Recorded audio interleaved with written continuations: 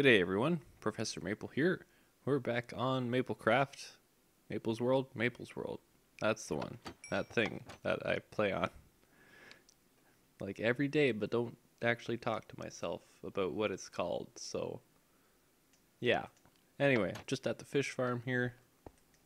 Let's see what we've got. I've just wanted to do a little bit of repair to my Soak Touch pick. It's been kind of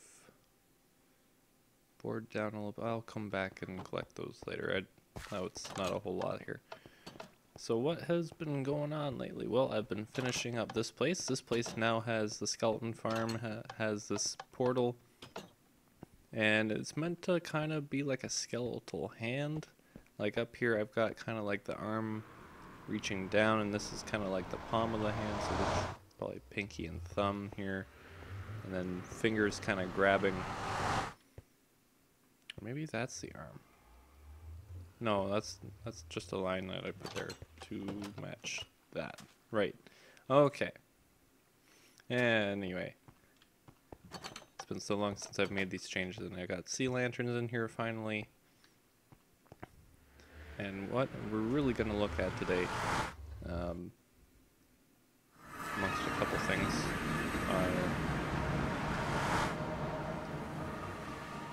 over at the base. We've got one thing over at the base for sure, and then one other thing that I might do if we have time, but who knows. So here we've got, yeah, that's a very temporary. Actually, I could take that down now. That rail. I don't need that rail anymore. But it is linked to what I've been doing in and around the base. I guess I should say it's not super in the base. Let's see. And it's nighttime, so that's super great for recording, of course. What have I been transporting through that portal, you might ask? I've got a fence around it. I've got some sort of water tube going right through the middle of the base here. There's our lovely wheat farm from last episode. Put in a pumpkin melon farm. Now, actually, you know what? We'll take a quick peek over here. Because last episode we kind of established, and I'll put that graphic up on screen now, what's been going on with the base. And now I'll let you take a look at what we have here. Just kind of figure out what may have happened since there. Actually, we'll even update these. I can update these now. So we've got water streams leading to this giant kind of square water streamy looking thing here. And if I update it, you'll see that we're starting to take away some of this grass, and I'm probably going to bore down till I'm done boring down, I guess.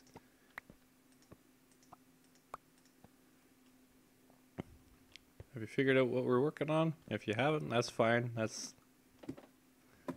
To be quite honest, I'm not sure I would necessarily know just by looking at it. But let's see here. So what I've done here is I should get this hex done first, but I won't because I can still enchant here. It's fully functional. I just need to put a floor in and decorate and stuff. So I've taken out this section of this hex here. I've made a hex here, I guess you could say. Up top is still grass. It's still, we're not doing anything to change that, at least for the moment. And then down here I've got this hex cleared out, minus ceiling, of course. And then I've also got that hex and that hex ready to go. And you can hear the mobs on the surface because I've just dug the dirt away, and they're now we're super close. But now we've got an iron farm going because I've been super low on iron. It's not like we can go up top and look, but it's not super interesting yet. Oh, I might have some backlog here. I'm gonna get some lava in here. They're gonna soften these guys up because they're still take forever to get rid of. But what I want to maybe do, because I like iron farms, like people like to do very sort of industrial looking builds for them. But if you look at, oh, that's convenient. There's another one right here. If you look at the iron golem, there's a lot of like, with the iron, there's vines hanging down and stuff. So I think we might do kind of like a former industrial looking area that's kind of grown over and almost like, think of Portal 2. Think of if you've ever played Portal 2 or seen kind of how things are falling apart and plants are growing into rooms that they weren't really meant to. You know, you kind of get that same vibe there.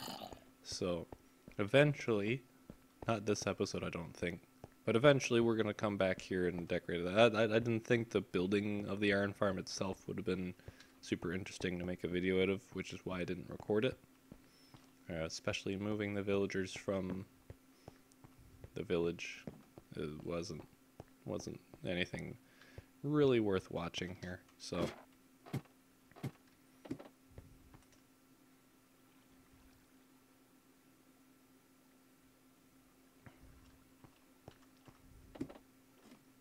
but we'll take a quick peek at what we've got up top here. Thankfully I still have this ladder. Not for much longer. I'm getting kind of antsy and I want to beat the Ender Dragon and get Chorus Fruit and Elytra and stuff. So that I kind of want to do that soon, but at the same time I don't think I'm equipped enough for it. So you'll see, and I've taken all the torches out because I haven't really needed them too much, but when I go back to dig all this stuff out, I'll need them again. I've left some scaffolding up around it, but you see it's just your basic iron farm. This isn't an Iron Titan because although the design worked really well for the people who built it properly, I didn't build it properly, and it's not exactly the kind of farm you want to put a lot of time and effort into if you're not gonna, if there's a possibility you might screw up. So I just figured we'll just build our usual water streams into the middle, bunch of doors on the outside, and pockets full of villagers. You can hear them in there. There's a torch in there, and that's why it looks like they're smoking. They're not smoking, I assure you. We've got another pot of them here. One on each side. Nothing crazy. It's only one level. I don't only think I need one level. I don't think we're gonna. I don't. A lot of these farms, I don't care too much about the efficiency. With maybe exception to the sugarcane farm. I just want them to run in the background while I'm not really doing a whole lot of like micromanaging. Like I'll check up on like their stock levels, but for the most part they just need to run on their own.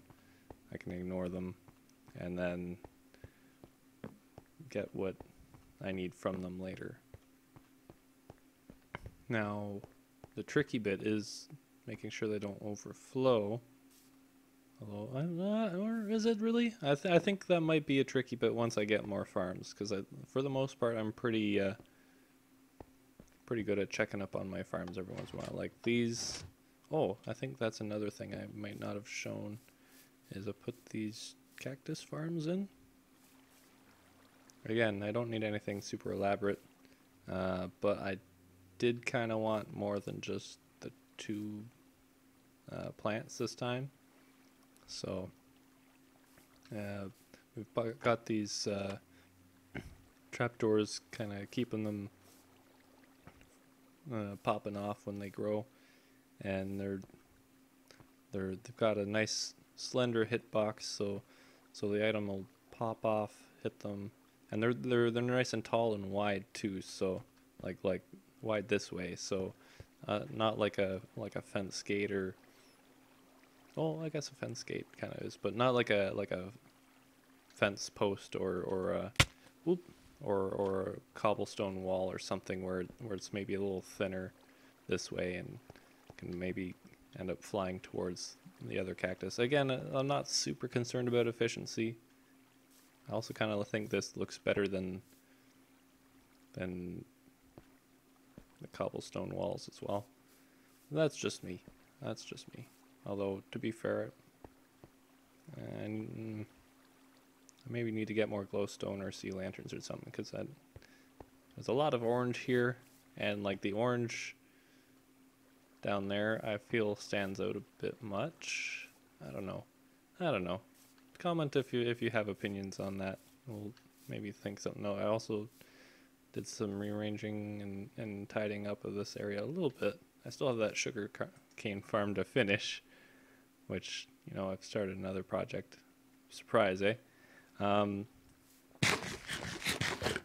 I put some trapdoors on the vine farm. It just looked so bland and boring, and now it looks less bland and boring.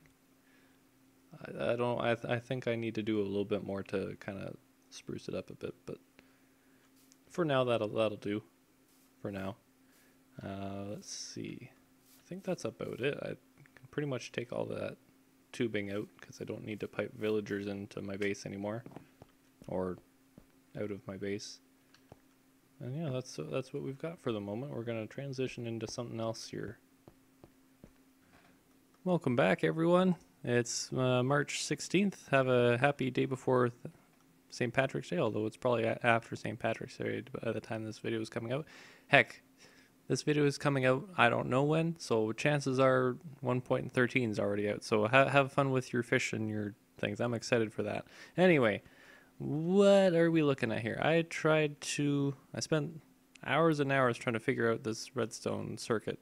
So I want to make a melon farm that uses observers to determine when it picks stuff, because then I don't have to worry about timers and pistons going off when they don't need to and extra lag and stuff, right?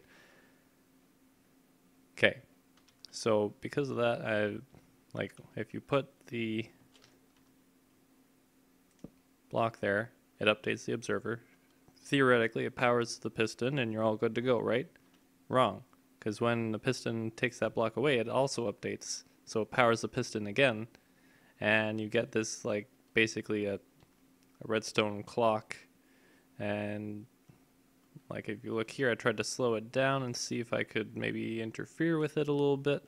That didn't work too well. I tried slowing it down, and then... Actually, no, this is... I was really hungry when I was working on this, so it made sense to me, but it didn't make sense because it wasn't getting the results that I wanted. So eventually I thought, oh, I need an AND gate to say, okay, well, if this one timer is still working from the pulse from that observer and the other isn't, then it shouldn't power.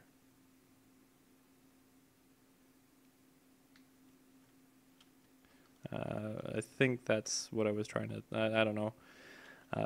Again, I don't focus well when I'm hungry. And then I tried to, like, do it a different way. I tried doing it another kind of slightly different way. And just trying to make everything tileable or as tileable as possible. Because I don't think these timers are tileable. But even just, like, putting a block of empty space and putting another farm like a block over would have been nice. And then eventually I caved and I looked up on YouTube, and then this exists.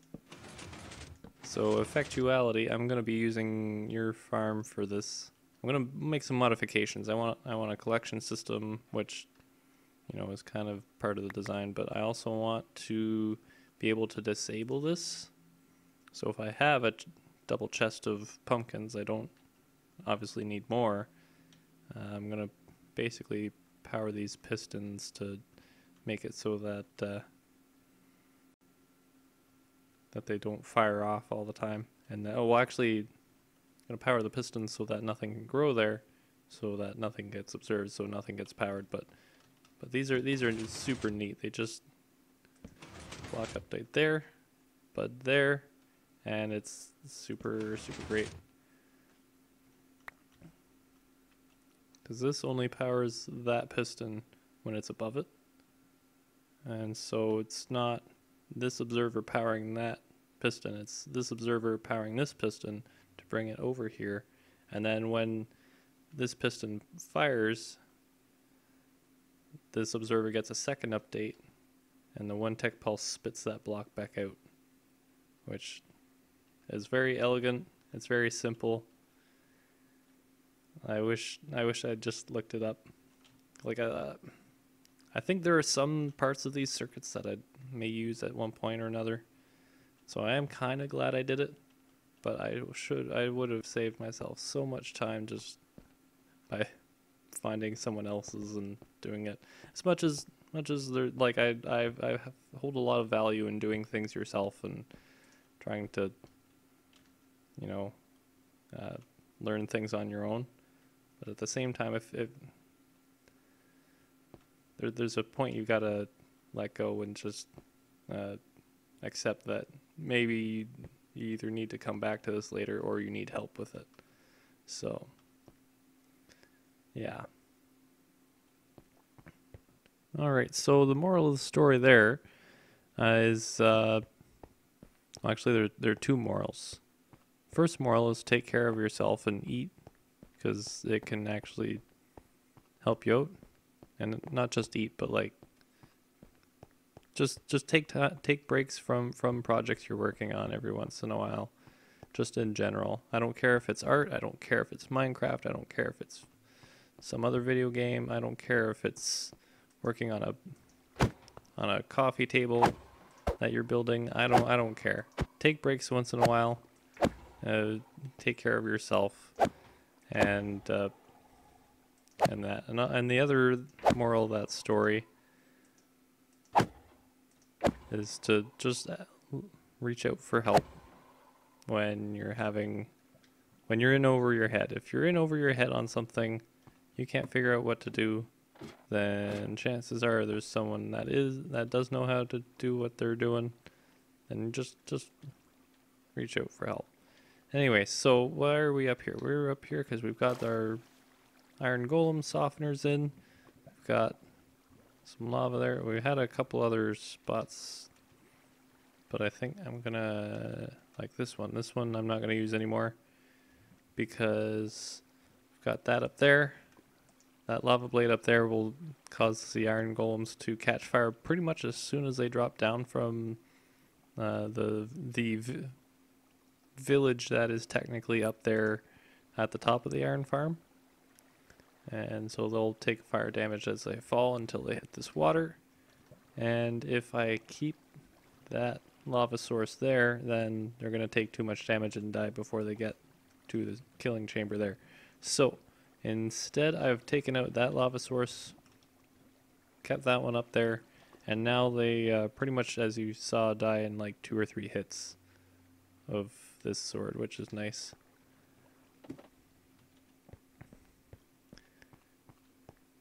Now eventually I'm going to have this not over my head, but for now we can use it for fast travel, which is super helpful, but also kind of annoying because claustrophobic spaces are a pain sometimes. Anyway, I'm not going to be building that pumpkin melon farm this episode. I might, now that I've shown it to you, I'll probably link that design in the description, just so, because I'm not going to build something on screen when it's someone else's tutorial. They should get the views for that. So if you do want to know how to build that, click the description, you'll find out. And eventually I'll have something here-ish regarding that. We've got that area up there that's kind of like a garden, and then we've got kind of this area here that's a farm, like a crop farm. So I want to either, oh, that failed. And this is kind of gardeny too. It's gonna hopefully be a little more gardeny if I decorate it a bit more. But I kind of want to expand the planty goodness down that way. Not sure if it's going to be more farm oriented, or like it will have farms just like up here, but I want it to maybe look more like a garden, I think, is the plan.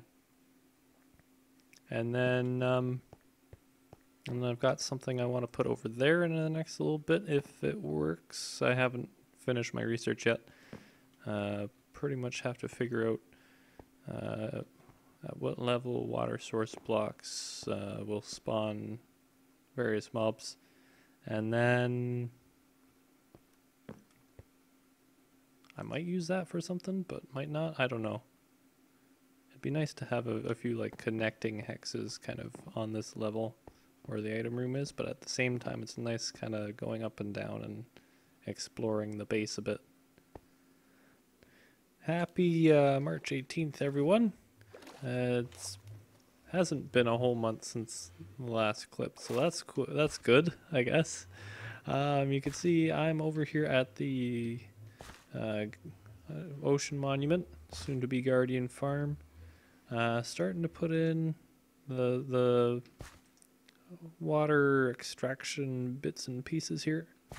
We could technically put a Guardian Farm inside the temple as it is, but no, just might as well just take the whole thing out anyway. Raise the efficiency.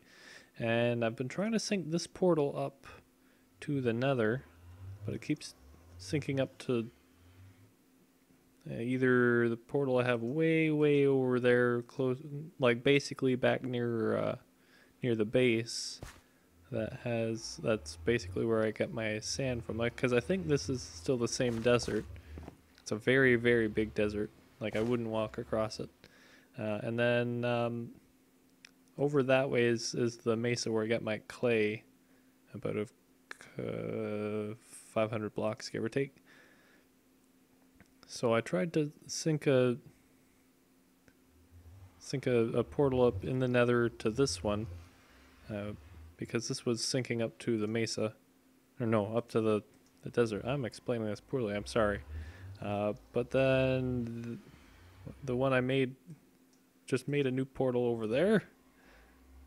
I had to swim all the way here, which, you know, it's still quicker than going through the desert or going from the mesa, but wasn't the point of that exercise. So, okay, so this, but I can exit to the one I made. See, because I would otherwise have had to, like, make a bridge out that way over lava and fall damage, and that just didn't appeal to me. So I tried to go as far as out as I could without falling off the ledge here. That didn't really work. So you'll see we'll pop up in this far side of the desert. Well, far side from the base, close to the monument again, though. At least there's that.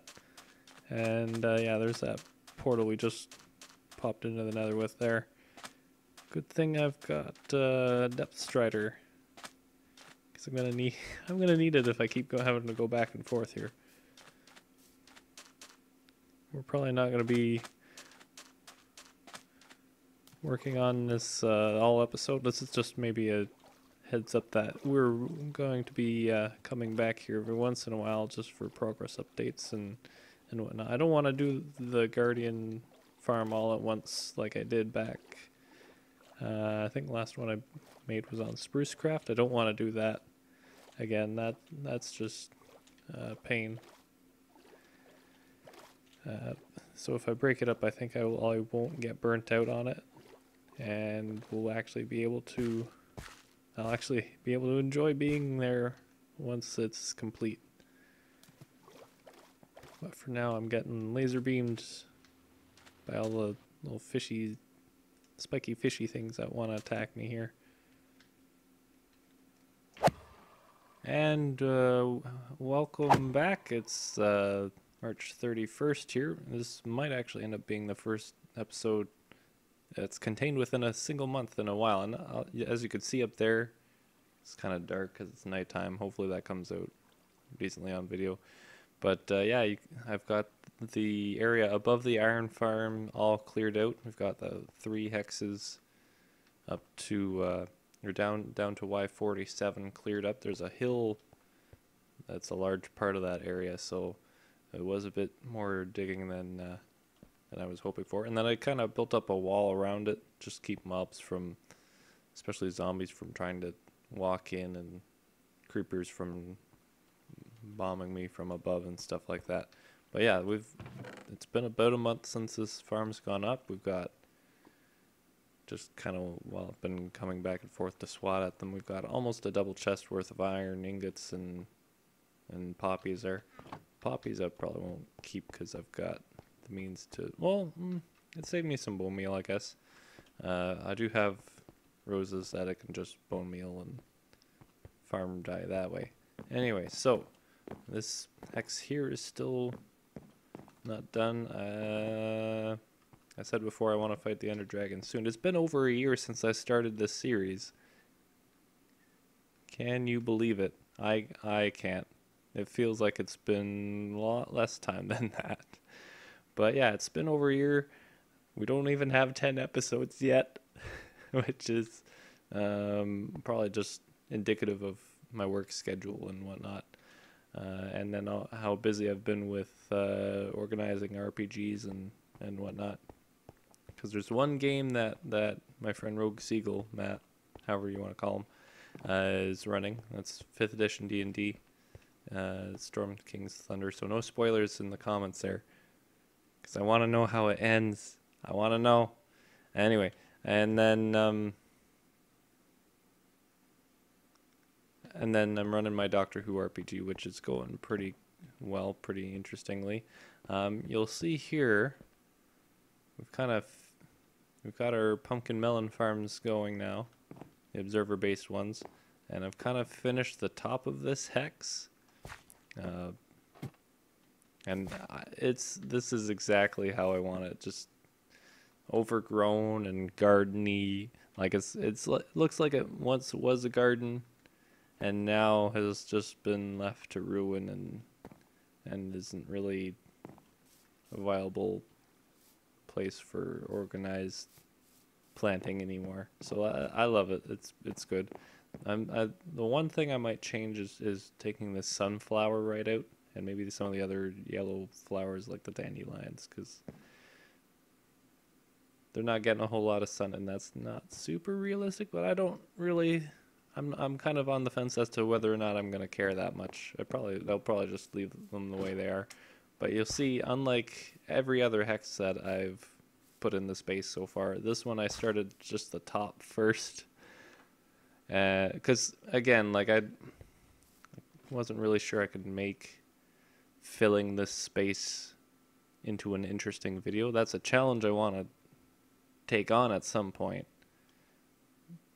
But in this case, I just threw a bunch of random blocks together, and they kind of were of a similar theme and whatnot. So the one goal when building this top part was I wanted something to break up this kind of straight path that you pretty much have around the edge of every hex that I plop in here, or to change it in some way, give it some elevation and some low areas, and sort of this is what happened from that. We have our pond. We've got a bridge that goes over the pond. It's not super busy, and we've got some mushrooms that have kind of been growing.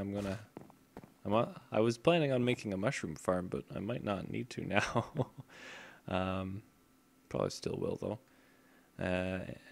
And then over there we've kind of got like this little waterfall feature coming out of the hill. I think it's nice. Here we've got this sort of furnace thing, almost like a kiln kind of deal, like a small kiln. That's what I was going for there.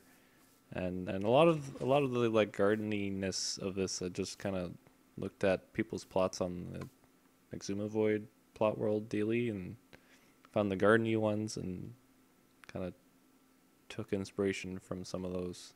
No one in particular, just a few of like more gardeny plots.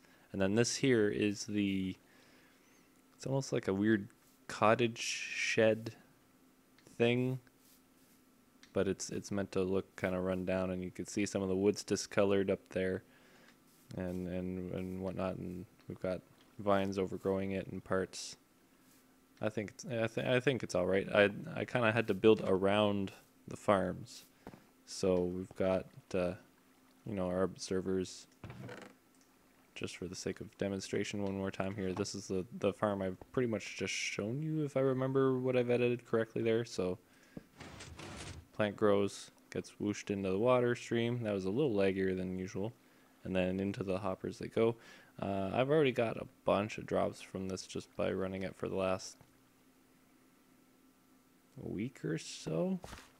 I pretty much built this right after I recorded that clip where I showed you the pumpkin melon farm design. So that was pretty cool.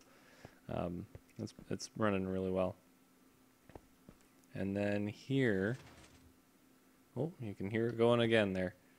And you can see I've kind of detailed the back a little bit too. We've got vines. The observer blocks don't really take to having vines on them so much, or at least these ones, because when the farm gets activated, these actually get pulled that way and then pushed back once the piston has fired. So yeah, it didn't make sense to put anything up there, and I think it looks pretty nice. It's like, it's not meant to be seen from the back, so I didn't worry too much about making the back look pretty. But you know, it's all right for what it is. Now, what are we looking at here? We've got this thing. So I'm sure everyone knows, like, cow farms, you have your cows in the area, and you have your dropper dispenser. I was gonna say, I thought that said dropper, but it definitely should be a dispenser for what it needs to do. Anyway, you have your cows in sort of this two tall gap thing. Press a button, water goes in there and makes them jump up and down so you can feed them wheat and stuff. And then down here there's enough room for the babies to fall out, but only the babies, or the calves, I guess you could say. It's technically the terminology. I'm gonna say should say. Enough room for the calves to get pushed out by their parents. They slide down here. There's going to be water streams. The source is going to be there where that torch is, and there where that torch is. And I'm going to light it just so mobs don't spawn here, because I don't want mobs here. And then they all, while they're still one block big, go down into that chamber there. And then that chamber is the thing that, with observers, we can kind of make really tiny against. So, like, this is kind of my test run for that circuit, just to see if different things would change the timing a whole lot. And they don't. Like, originally, that piston was going to be what we were using, because it kind of T-flip-flops like that, which is nice. But then, you know, we figured out stone buttons a nice time for that. Wooden buttons maybe a little long. So kind of basically came up with this, and you'll see here, it's just the stone button, the observer with that button on its face, a block with some redstone on top behind it, like immediately behind it, and then our dispenser with lava being powered by that blob of redstone there. So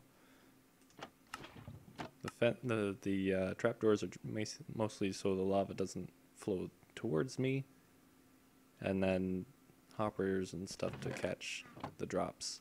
Usually I kind of try this stuff out in like a test world creative mode kind of thing, but I don't know, I just felt inspired to build that on in the world here, I guess, so I can kind of run back and forth to where it's going to be built, and just one for one copy it that way. And then over here, oh, I don't have any redstone dust on me, but we can steal some. Basically, I was looking at, I'll just steal some from there. Looking at observer-based mushroom farms. So the idea here is that we basically observe the mushroom growing, and then try to make it so that the observer won't observe the water pushing that mushroom out of the way. And we can do that basically with a little timing circuit. Just that's just your standard comparator cooldown clock thing. So as soon as a mushroom grows, water activates, pushes it out. The timer keeps going until after the water's disappeared there. So, and it's going to be a little laggy, or a lot laggy. Apparently, it was a lot quicker when I was actually testing it. And I don't understand why. Like we just had a power outage for about an hour. Not long ago, like right when I was going to record, I was actually having my breakfast, watching videos on YouTube, other Minecraft Let's Plays and stuff, and the power just went out, and I was like, oh well, guess I'm not recording for a bit. So that's back on. We're all good. And then so that's that, and I just decided I'd see what condensing it down would look like. It's basically that. So we've got a repeater vortex going into that dispenser from our cooldown, which is powered by the observer, and it's super quick. It's super easy. It's gonna work out well. I just want to maybe look into the mushroom spawning mechanics a little bit more. Well, spreading mechanics, I should specify, because I don't want to build a farm and have all the mushrooms growing outside the farm, because it's this weird like 9 by 3 by 9 area or something like that they spawn in, and so you have to either block out all the blocks you don't want mushrooms on or whatever, and then because it harvests them as soon as they grow, the second, like these newly grown mushrooms won't spread, in theory, unless they spread super quick, any further than that block. So I don't have to worry about the new ones making new mushrooms. I have to worry about the old ones making new mushrooms where I don't want them to. So that'll be interesting. And let's see, what else has changed since last time? Let's see, we still have the outside of that to do. Right. So I have designed a cow farm, and that is where it's going to go, right down here. Eventually, because I want to make sure that I have mob farms, but I don't want them so close to my item room that I'm hearing cows and sheep and chickens all the time, because that's annoying as heck. So we've got enough room in this hex for 2 of these modules. I might... Here's a thought. Might grab some mushrooms at some point and switch one of these modules to a mushroom farm. But for now, they're both going to be cows. And I'm going to have a pen for extra cows back here. Probably going to switch this grass out for something else, because I love grass in Minecraft. I love having greenery around me, but the main theme of this hex is going to be brown. So like the outside is kind of like this chocolate milk and chocolate syrup looking thing, like that. And I swear this will work. Here we go. There, it worked on camera for once. Finally. And so I'm going to replace this section of floor past the little cow pen back there to something kind of a mixture of brown blocks of all different sorts and stuff, which you can actually kind of see on my plot at Xisumavoid, the Plotworld thingy. So yeah, if you want, you can take a look at that. I've already kind of started with the jump pad mechanism here, making it note blocks and the wooden pressure plate. I technically should move that ladder over, but I can do that another time here. Anyway, guys, I've kind of let this episode run on a bit longer than I expected. I always kind of intend for them to be about 20 to 30 minutes. And they always end up being about 40, 45 minutes long. So I hope that's all right with you guys. But we're back up on the surface again. This place that I feel like I never show you guys. Oops. So I feel like you guys maybe, I don't know. Like I find when I watch people play Minecraft and they're underground all the time, it just gets a bit claustrophobic and it feels like we're never gonna see the light of day again. But here we are on the surface. We're at the to-do list here. We've got a few things to change here. So we've got our iron farm set up. We'll take that. Oop. This axe is maybe a bit more powerful than I expected. I'll put that back and add the stable sign again here. But we also need. Ooh, there was something on this side.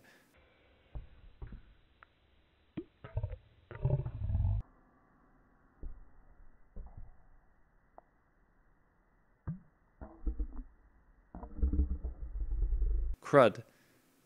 Now I don't know what that was, and oh, this is going to be an issue. Maybe we'll just use our hand now, because we've also got, where is it? Where did it go? Where'd it go? I just saw it. Cow farm. Maybe I got it, because one of them, oh wait, no, here's one of them. Pumpkin melon farm, auto. Done. Iron farm. Done. And,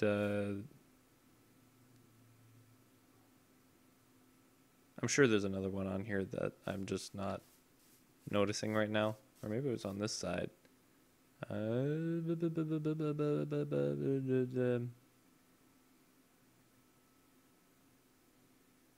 know what? I'll worry about that later. Anyway, I just wanted to come up here also to show you guys just how well the space is starting to come together. It looks so nice from up here. And I'm excited. It's kind of a bit of a shame that the slime farm's in the middle there. I might, because I don't get a whole lot of slimes spawning on that top layer, so I might just try and scoosh it down a little bit, potentially. It's kind of in the way of seeing all the hexes down. Oh, there's a slime now. Of all the slimes that yeah, now I'm getting mixed up. It's kind of in the way of all the hexes down there that you won't really see because of it being there. But those will mostly be mob, like passive mob farms anyway. But just look at that view. Look at how well the space is coming together so far. It's been a year. Technically, it's been over a year. But I think we can call this the anniversary episode. So if you enjoyed it, don't be afraid to leave a like or a comment or something. Just let me know what your thoughts are. Oh, and I'll probably put a poll on screen. Let me know if you think I need to keep trying to shorten these episodes a bit more. It just feels like everything, or most of the things I put in are important. And I just, especially like this episode encapsulates an entire month. Most episodes encapsulate the work that's happened over several months. So it's kind of tricky doing that. But anyway, I'm going to let you go. Have a good now, and we'll see you next time. Goodbye.